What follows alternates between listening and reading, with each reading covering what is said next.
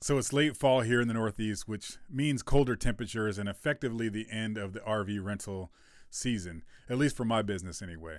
It also means that it's time to winterize my vehicles and get them ready for the winter storage. So today I'm going to be winterizing my Solis camper van, and I'll show you exactly what my procedure's like and the experience and everything that I do. So let's get started. So the first thing I do is open all the valves and allow all the water to drain out of the hot water tank and the freshwater tank.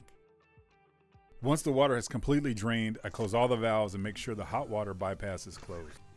Next, I set the dial for the Winterize setting on the control panel in the rear, and then connect the hose to the city water inlet valve.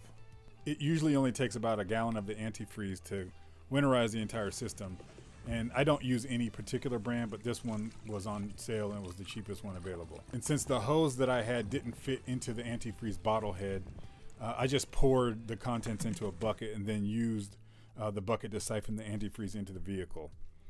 Next up, I just hit the water pump button and then turn on the shower faucet both on the hot and the cold setting and let it drain into the toilet until it's completely pink.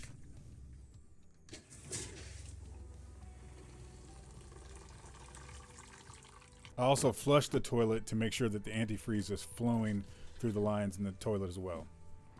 Then I open the hot and cold water settings on the sink faucet and let it drain out until it turns pink as well.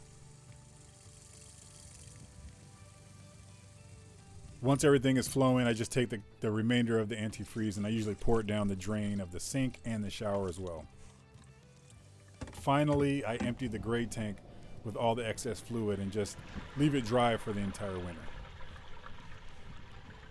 So as you can see, winterizing the Solis is a relatively simple procedure, and now it's ready to go for winter storage. And if by chance I get a request for a rental during the winter months, I can easily de-winterize it and have it ready to go. But honestly, that rarely happens.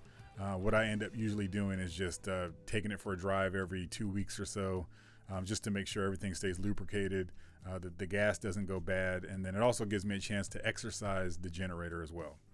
So hopefully you got some value out of this video and it was helpful in some kind of way.